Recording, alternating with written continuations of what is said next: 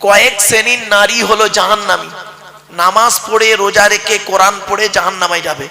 কয়েক শ্রেণীর নারী কে কে? এক নাম্বার, ওই নারী পড়ে রোজা রাখে, হজও করেছে, কিন্তু স্বামীর সঙ্গে যখন কথা বলে মেজাজ দিয়ে কথা বলে, ওই নারী নামাজ রোজা ইবাদত কবুল হবে না।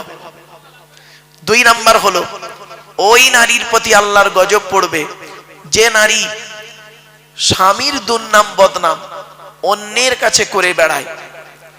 তিন নাম্বার হলো ওই নারী যে নারী স্বামী থাকতে অন্য পুরুষের সঙ্গে পরকীয়ায় লিপ্ত হয়। চার নাম্বার হলো ওই নারী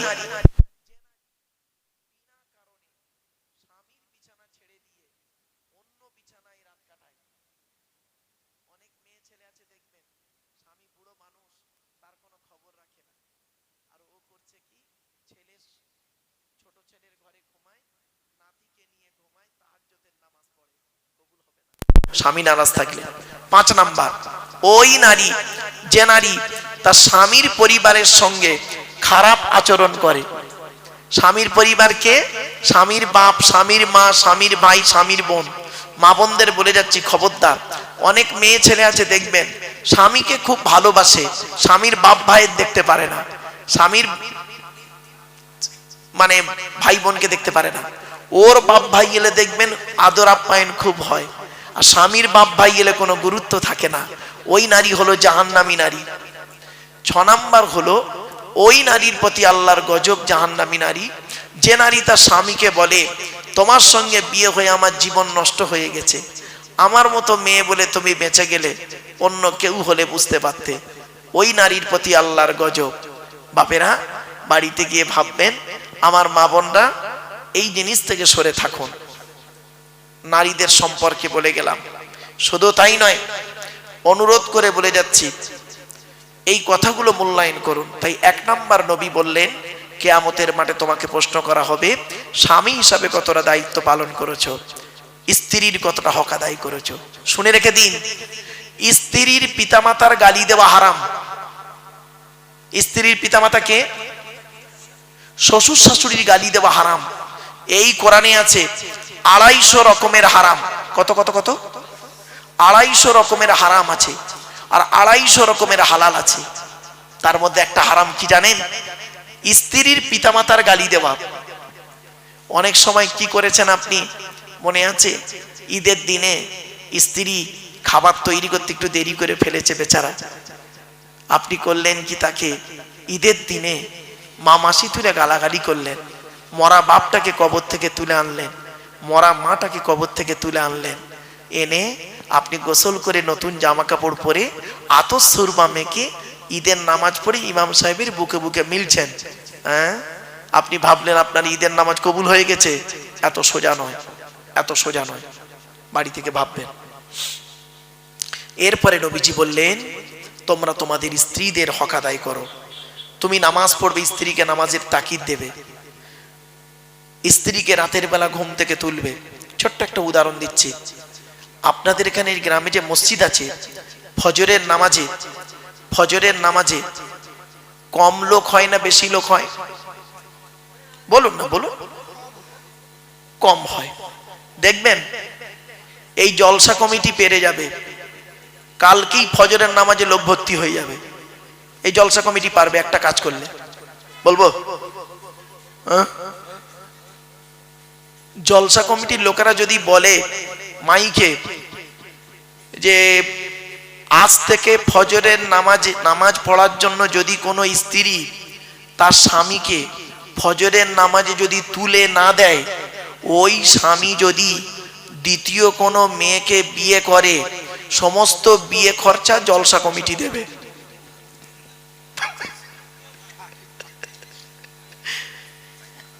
বুঝলেন? মানে ওই স্বামী যদি দ্বিতীয় বিয়ে করে সুন্দরী মেয়েকে, সমস্ত বিয়ে খরচা জলসা কমিটি দেবে। দেখবেন ফজরে কিভাবে যে তুলবে আপনাকে ভাবতে পারবেন না। এই জন্য মনে রাখবেন স্বামী স্ত্রী উভয়কে ভালো হতে হবে। নামাজ কারোর জন্য মাপ নাই। বিশেষ ব্যক্তি বিশেষ কারণ ছাড়া। মনে রাখবেন, রোজা কারোর জন্য মাপ নাই, বিশেষ ব্যক্তি বিশেষ কারণ ছাড়া। তো এক নাম্বার হলো স্বামী হিসাবে আপনাকে দায়িত্ব নেওয়া হবে, মানে হিসাব নেওয়া হবে স্বামী হিসাবে কতটা দায়িত্ব পালন করেছেন। তো এখানে যারা স্বামী আছেন বসে বসে ভাবুন স্ত্রীর হকটা কতটা আদায় করেছেন। 11:30। আচ্ছা ঠিক আছে, চলো। এরপরে আসছি 2 নাম্বার, পিতা হিসাবে কতটা দায়িত্ব পালন করেছেন। পিতা পিতা এখানে অনেক বাপ বসে আছেন না? প্রত্যেক পিতামাতার দায়িত্ব হলো, নবী বলেছেন তার ছেলে এবং মেয়ের উপরে 3টে। কটা কটা কটা? 3টে। কি কি? 1 নাম্বার নবী বলেছেন সুন্দর সুন্দর নাম রাখতে হবে ছেলে মেয়ে জন্মগ্রহণ করলে। 2 নাম্বার নবী বলেছেন ছেলে মেয়ে যখন কথাবার্তা বলতে শিখবে তাকে লেখাপড়া শেখাবে, কোরআনের শিক্ষা দেবে। আর এখানেই মাদ্রাসা মুক্তব হয়েছে, কোরআনের শিক্ষা দেওয়া হয়। 3 নম্বরে বলা হয়েছে কি, যে 3 নম্বরে হচ্ছে ছেলে মেয়ে যখন প্রাপ্ত বয়স্ক হয়ে যাবে, যৌবন তাদের যখন ফুটবে, পাত্র পাত্রী দেখে তাদের তাড়াতাড়ি বিয়ের ব্যবস্থা করবে। এখানে অনেক বাম্মা বসে আছেন যারা ছেলে বড় হয়েছে, মেয়ে বড় হয়ে গেছে, বিয়ের প্রয়োজন, বাম্মা বিয়ে দিচ্ছে না। সেই ছেলে মেয়ে যদি ব্যভিচার করে আর ওই পাপের বোঝা ওই ছেলে মেয়ের বাম্মাদের ঘাড়ে পড়বে। কি ভাবলেন?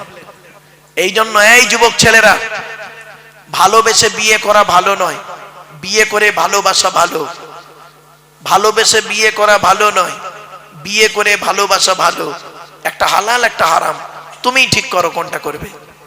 শুধু তাই নয়, বিয়ে করলে আল্লাহ খুশি হয়, শয়তান নারাজ হয়। আর জেনা করলে শয়তান খুশি হয়, আল্লাহ নারাজ হয়। তুমি সিদ্ধান্ত নাও কাকে খুশি করতে চাও।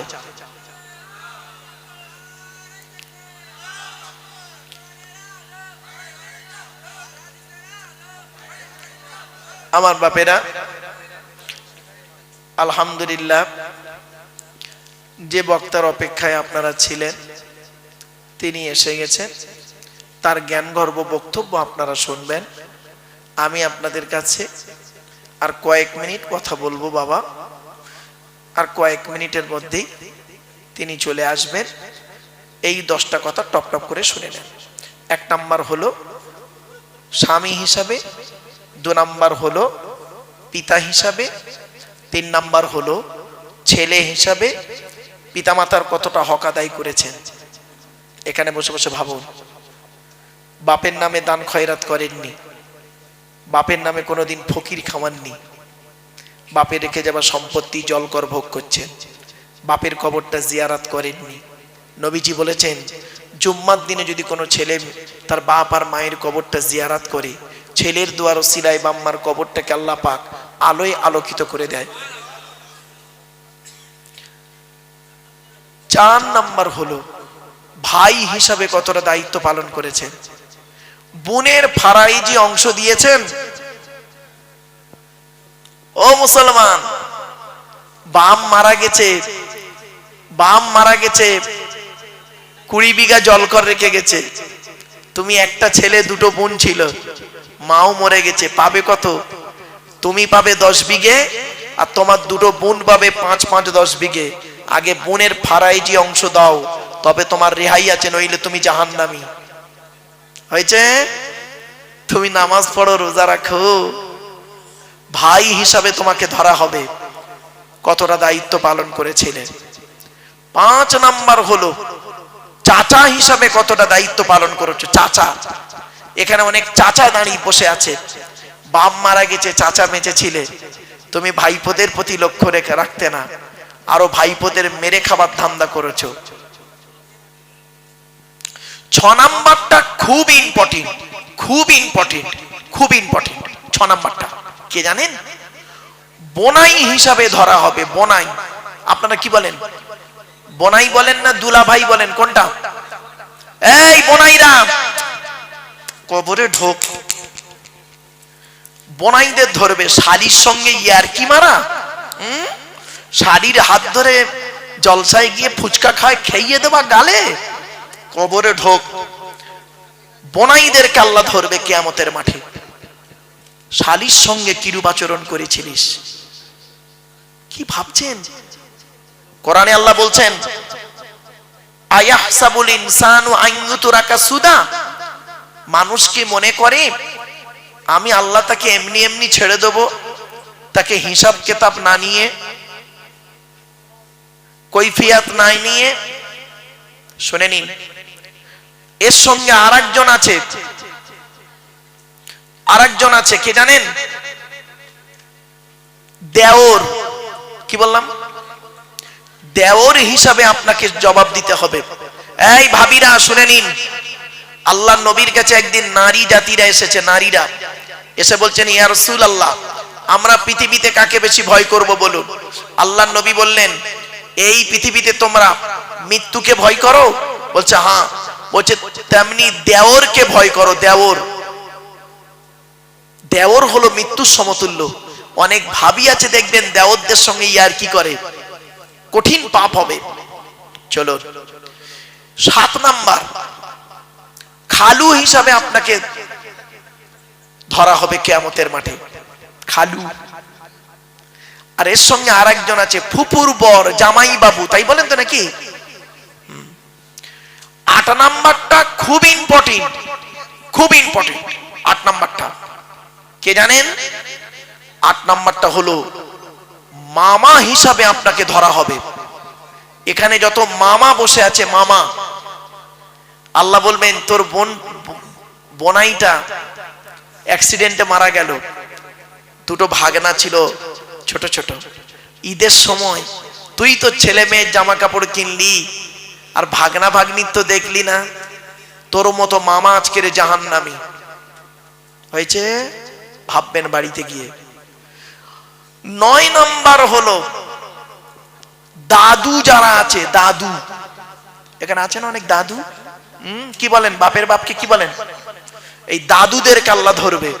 এদিকে আয়, তোর 4টে ছেলে দিয়েছিলাম, বড় ছেলেটা চাকরি করতো বলে বড় ছেলেকে লজেন কিনে দিতি, বিস্কুট কিনে দিতি, বড় ছেলের হাত ধরে বাজারে যেতি, খাবার কিনে দিতি। আর ছোট ছেলেটা গরিব, টোটো চালাতো বলে তার ছেলে মেয়েকে তুই দেখতিক না, তোর নামাজ রোজা কবুল হবে না, তোর মতো দাদু আজকের জাহান্নামী। 10 নাম্বার হলো নানা হিসাবে ধরা হবে। নানা, নানা বোঝেন তো? এখানে অনেক নানা বসে আছেন, এই নানাদেরকে কিয়ামতের মাঠে আল্লাহ ধরবে। তো 4টে মেয়ে দিয়েছিলাম, বড় জামাইটা চাকরি করতো বলে, বড় জামাইয়ের 20 বিঘা জলকার ছিল বলে, বড় জামাই যখন আসতো মেয়ে নিয়ে, বাচ্চা নিয়ে, ভালো ভালো খাওয়াতি। আর মেজ জামাইটা গরিব ছিল বলে মেজ জামাই ছেলে মেয়ে যখন আসতো তাদের প্রতি গুরুত্ব দিতি কিনা। তোর মতো নানা আজকের জাহান্নামী। বাড়িতে গিয়ে ভাববেন, এই 10 জনের বাইরে কেউ আছেন? কি ভাবলেন? 1 নাম্বার স্বামী হিসাবে, পিতা হিসাবে, ভাই হিসাবে, ছেলে হিসাবে, চাচা হিসাবে, বোনাই হিসাবে, দেওর হিসাবে, খালু হিসাবে, জামাইবাবু হিসাবে, মামা হিসাবে, দাদু হিসাবে, নানা হিসাবে। এই 10 দিকের প্রশ্ন আপনাকে করা হবে। অনুরোধ করে বলে যাচ্ছি, বাড়িতে গিয়ে ভাববেন। এই 10টা প্রশ্নের উত্তর আপনারা খুঁজে যদি বের করতে পারেন, সকালবেলা উঠে বলবেন ইনশাআল্লাহ আমি জান্নাতি। আর যদি উত্তর না পান, মরণ পর্যন্ত উত্তরগুলো খুঁজে বের করবেন। এত সহজ ভাবলেন ইসলামকে, এত সহজ ভেবে নিলেন। এজন্য আমি আপনাদেরকে অনুরোধ করে বলে যাচ্ছি, কথাগুলো মাথায় রাখুন।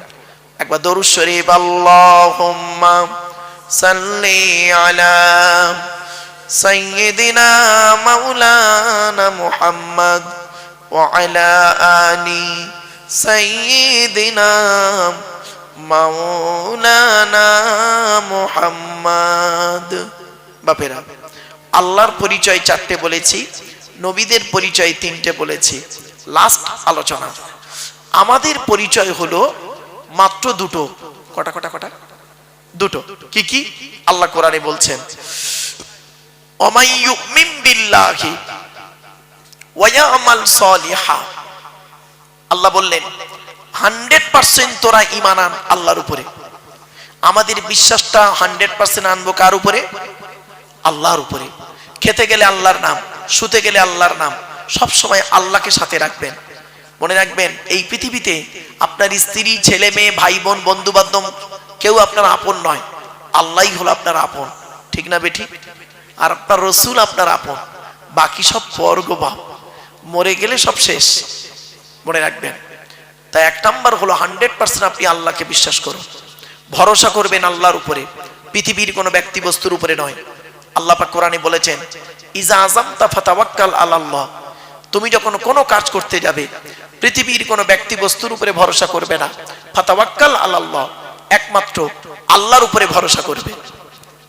ইন্নাল্লাহা ইউহিব্বুল মুতাওয়াক্কিলিন, যারা আল্লাহর উপরে ভরসা করে কাজে নামে আমি আল্লাহ তাদের অত্যন্ত ভালোবাসি। জোরে বলো। একটা ছোট্ট উদাহরণ দিচ্ছি। একটাই রাস্তা, কটা রাস্তা? একটাই রাস্তা, দুটো দল গেল। একটাই রাস্তা, দুটো দল গেল। প্রথম দলটা রাস্তাটা পার হয়ে গেল, আর দ্বিতীয় দলটা রাস্তায় ডুবে মরে গেল। রাস্তাটার নাম ছিল নদীর মাঝখান। দল দুটোর নাম হলো মুসা নবীর দল, ফেরাউনের দল। মুসা নবীর ভরসাটা রাস্তার উপরে ছিল না, ভরসা ছিল আল্লাহর উপর, পার হয়ে গেল। আর ফেরাউনের ভরসাটা আল্লাহর উপরে ছিল না, রাস্তার উপরে ছিল, সৈন্যদের উপরে ছিল, বেটা ডুবে মরে গেল। বাড়িতে গিয়ে ভাববেন ভরসাটা আল্লাহর উপরে, ব্যক্তি বস্তুর উপরে নয়, ভরসাটা আল্লাহর উপর রাখুন। এই জলসা কমিটি, জলসা যখনই দেবেন ভরসা রাখবেন আল্লাহর উপরে। কার মাধ্যমে কোথায় কি হবে আল্লাহ পাক ঠিক করে রেখেছেন, ঠিক না বেটি? অনুরোধ করে বলে যাচ্ছি। 2 নাম্বার আল্লাহ বললেন ওয়ায়ামাল সলিহা, পৃথিবীতে যতদিন বাঁচবে ভালো ভালো কাজগুলো করবে, লোকের গোঁজা মেরে মেরে বেড়াও না, ভালো ভালো কাজগুলো করবে। মানুষের উপকার করতে না পারলে ক্ষতি করতে যেও না। আল্লাহ ছাড় দেয়, ছেড়ে দেয় না। আল্লাহ ছাড় দেয়, ছেড়ে দেয় না, কথাটা মাথায় রাখুন। আল্লাহ বলছেন মানা আমিনা সলিহাম মিন যাকারিন আও উনসা ওয়া হুয়া মুমিনুন ফালানুহইয়ান্নাহু হায়াতান তাইয়্যিবা। 14 নম্বর পারা 17 নম্বর পৃষ্ঠার একেবারে 8 নম্বর লাইন, সূরার নাম সূরা নাহাল। আল্লাহ বলেন যে ব্যক্তি 100% আল্লাহকে বিশ্বাস করবে, ভালো ভালো কাজগুলো করবে, বেটা ছেলে হোক আর মেয়ে ছেলে হোক, ওয়া হুয়া মুমিন, সে হবে মুমিন, ফালানুহইয়ান্নাহু হায়াতান তাইয়্যিবা, পৃথিবীতে আল্লাহ পাক রব্বুল আলামিন শান্তি সম্মানের সহিত জীবন যাপন করাবে। 100% ঈমান আনুন আর ভালো কাজ করুন। এইরকম একজন লোকের নাম বলে যাচ্ছি, ফুরফুরার জমিনে ছিলেন, একেবারে শেষবারে বিদায় নিলেন আমাদের কাছ থেকে মুফতি আজম মেজলা হুজুর পীর কেবলা রহমাতুল্লাহ আলাইহি। কি ভাবলেন? খুব বড় আল্লাহর ওলি ছিলেন, খুব বড় আলেম ছিলেন। ইলমিয়াত, জাহিরি ইলম, বাতিনি ইলম, ইলমে লাদুন্নি, ইলমে মারিফাত আল্লাহ পাক তার মধ্যে দিয়েছিলেন। কি ভাবছেন? এবার আসছে আল্লাহ বললেন ইন্নাল, এটা দুনিয়াতে হলো, আখিরাতে কি দেবে? ইন্নাল্লাযীনা আমানু ওয়া আমিলুস সলিহাতি কানাত লাহুম জান্নাতুল ফিরদাউসি নুজুলা।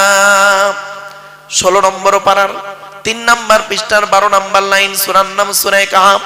নিশ্চয়ই যারা 100% আল্লাহর উপরে ঈমান আনবে, ভালো ভালো কাজগুলো করবে, তাদের ঠিকানা হবে জান্নাতুল ফেরদাউস।